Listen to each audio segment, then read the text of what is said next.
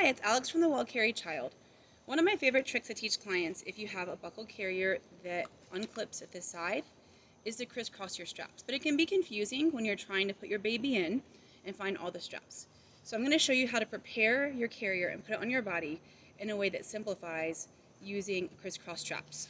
So this is a Becco carrier and I've put it in the small seat. I've also unclipped all of my straps so that nothing is attached, not even the waistband. What I'm going to do is I'm going to take one shoulder strap, find the opposite clip, make sure my strap is flat and my webbing is pulled out, clip that into place. So now my carrier is prepared to put on my body. Okay, I'm going to hold the carrier by the shoulder strap that's clipped. I'm going to put my arm and my head through like you put a t-shirt on.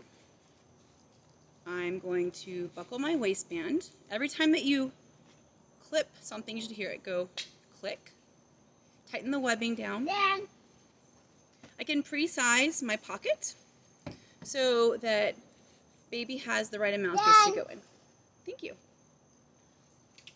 Okay, so now we've got baby. This is for an infant. Give them a little love. Introduce their legs to the carrier. Baby is going to be legs out. I can tighten this a little bit more if I want to support the baby. It's almost hands-free.